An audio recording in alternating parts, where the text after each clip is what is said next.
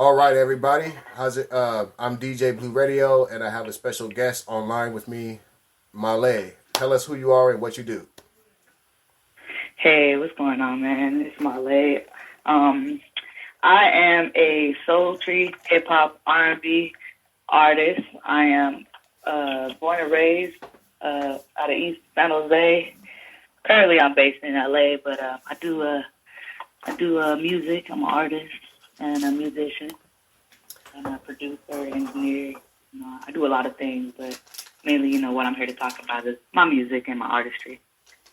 Wow. Okay, that's wonderful news. And you said that you are born in East San Jose and based in LA. Can you tell us a little bit about that? Well, I'm born and raised. My family's been out from San Jose for a very long time, like a couple generations. And I'm born. I was raised off of the east side over off of McLaughlin story and shit like that. And growing up around here, it's fucking hard. Like I'm currently here right now. I came back home to handle some family issues and emergencies I had to deal with. But being out here is really hard. There's a lot of things that you got to combat, and you got to work very hard to keep to stay up. And Yes. being a musician, I've been a musician my whole life. I've been an artist since I was a toddler, and I hit a certain age, and my I guess you said my adulthood. I was 18, 19. I joined a band, and I started touring the country and shit. I ended up going from San Jose, going all the way through the country, and I ended in New Orleans. I spent a lot of time in New Orleans, and I ended up going back and forth from San Jose to New Orleans. After a couple 5-6 years of going back and forth, I eventually went to LA. So what I went to LA for was I got an opportunity to basically do like a little duo group with an artist that I was working with, or a producer artist I was working with, and we were supposed to do a duo group and get signed to Capitol Records. So basically, I was in New Orleans. I got the call from people I met through mutual friends, and I fucking quit my job at Vans, fucking let go of whatever the fuck I had tied there, said bye to my family and shit, and I fucking got on a plane and I did, and I went straight to LA. I was working in LA with, trying to make the duo work. Ultimately, we didn't get it popping the way we wanted it to, but, I ended up, going back and forth from San Jose to LA during that period of time. And then, I ended up, in that time while I was, being scouted and, by Capitol Records, I was also talking to the CEO of Poet and Mogul label, which is an independent label. They're a lot, they're a startup. So I was kind of just talking with them on like a friendly level. Me and Krishan Williams was doing I guess community service work with a nonprofit organization with the Feminine Divine Collective.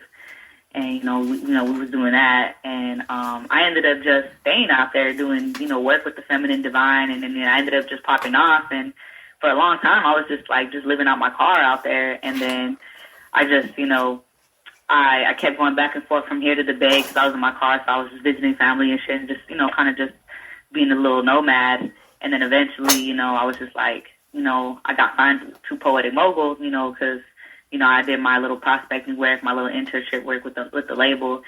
And they basically signed me after like a year and a half maybe. And, I recently just signed a dotted line a couple months ago, but I had been working with the label for, just showing love a lot. And, once I kind of signed with them, I kind of was just all right, I need to be out here because, they got everything, the studio, the videographers, photography, all that stuff. It's all in LA. So it's I just was fuck it, I'm going to just stay in LA. I got my opportunities over here, I could always come back home and visit. I'm close enough. It's not like I'm in New Orleans. So that's kind of what I ended up just doing, just so I could be at least, I'm still in Cali still. I'm still close to my family and, I'm close to, bigger opportunities and stuff.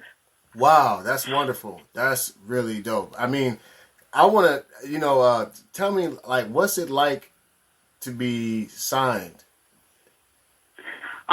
You gotta be about your business, honestly. Getting signed isn't just oh, I got signed and, I'm gonna get all this money. It's you got to treat labels like banks, because that's ultimately what they are. Like, you know, you have to understand business, understand credit. Like, don't, you know, like, I would never advise somebody who doesn't understand like credit and business to ever sign to a label, because you need to know what you're doing with money before you do business with the company, because that's what you're doing. You know, you become an employee of a company when you get signed, and you know, that's a lot of work, because you know you have a lot of regulations, because you know when you're under a company that's, you know, licensed and corporatized under the state of California, there's a lot of regulations, labor laws. There's a lot of things that you have to abide by. You know, you have to do everything that you do has to be contracted.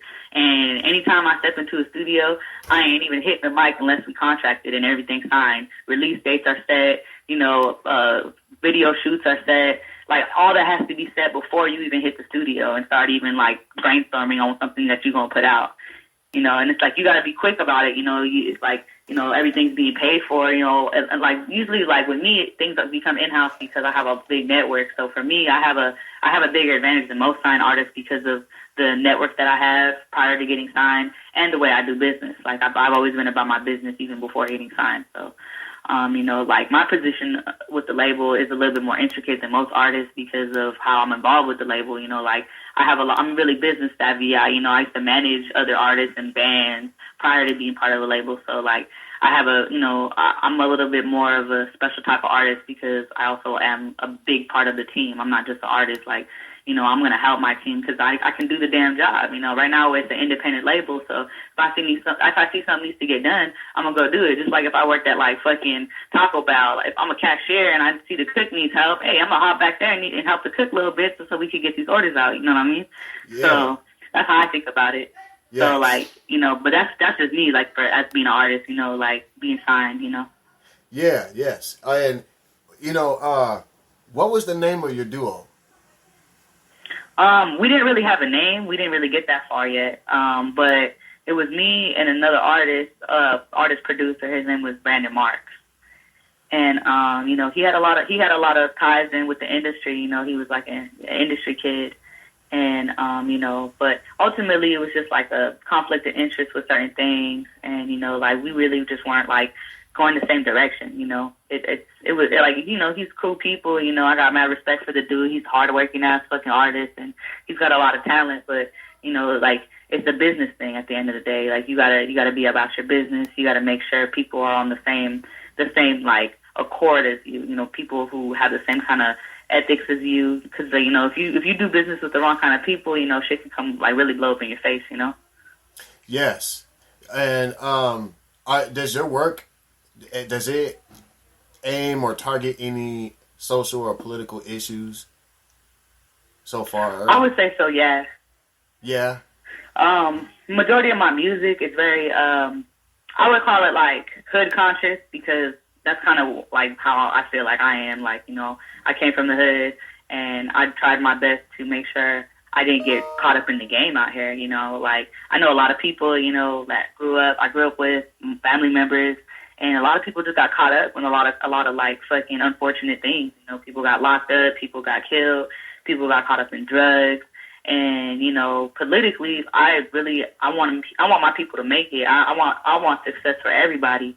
So, you know, like I try to help people who come from like somewhere where I come from to like really like understand that like poverty and being poor is like that's a mentality, you know, because really it don't got nothing to do with money. Like I guess like on a tax bracket kind of thing, yeah, it does. But when it comes to like your attitude, like that has everything to do with a lot of shit. Because you can get out of poverty if your attitude's better. Like you can succeed if you got a good attitude. But it's just about how you allow life to break you down. You know, like, you know. So I'm really about pushing like a lot of wisdom, a lot of strength. You know, I would say it's like spiritually like activist. You know, I like to really talk about, you know, your energy and spirit, like watching that shit, you know, watching who you keep around you, watching the things that you think, you know, like, you know, I'm not a religious person, but I do believe in prayer, you know, like my music, I like to see it as like prayer and reminders to myself personally of what I've been through and how to get out of it and how to allow myself to go through it so I can get out of it, you know what I'm saying? Okay.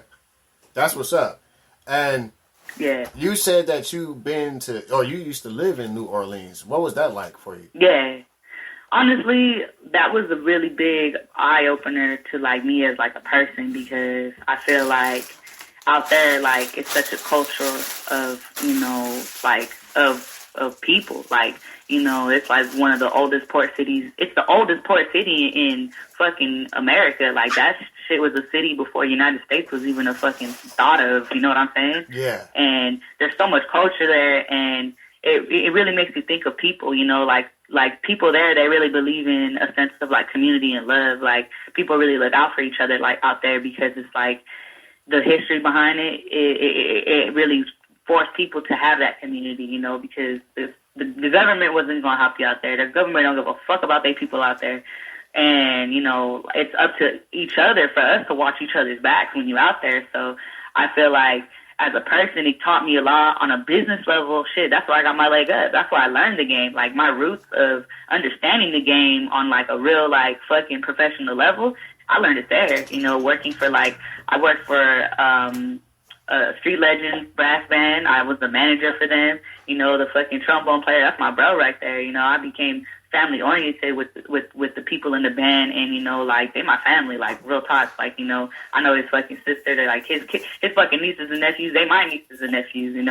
And it became very personal. Like music was very personal, but at the same time it was very professional. We're playing in like the fucking highest end gigs on fucking the Frenchman Street. So it's like it's like mixing professional and personal, and understanding like the true balance of both of them, and that's kind of like how I thought how the industry works. It's like, look, it's not even just about who you know, but it's how you know them, Yeah. And where can people find your music at? Where is that, available? Well, right now you can find my music at www.poeticmogul, POETICMOGUL.com. /Mahlleh, and that's MAHLLEH. And all my links to everything, they're gonna be there. My newest single that I just dropped and the video just dropped the label's YouTube channel.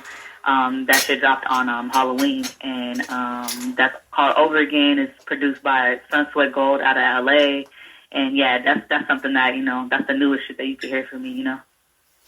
Wow, I like to hear it. I love to hear that. And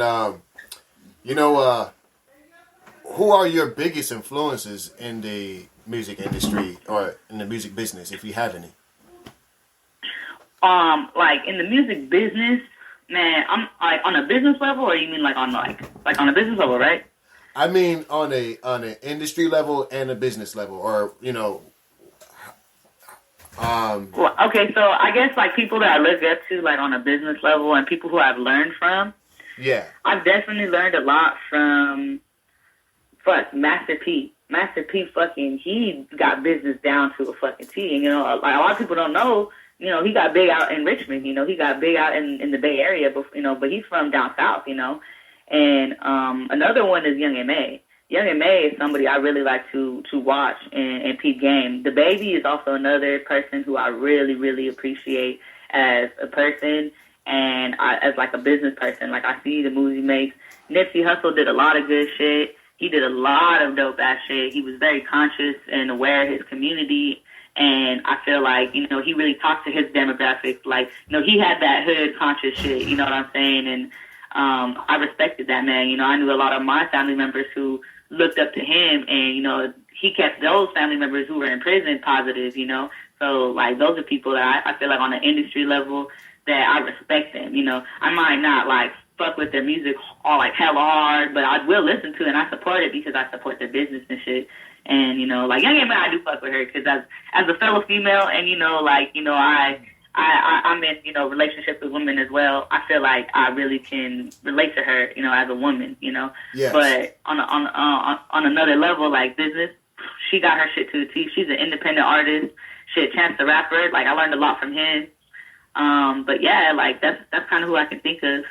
I know E40 too. E40 is another motherfucker. E40, because that motherfucker, he put a lot of his money and assets into other things besides music, but he brought it back to his music. So I feel like the way he built product around his music was very smart and intelligent, especially in the Bay. So now I got a lot of respect for him too. Wow, that's very interesting.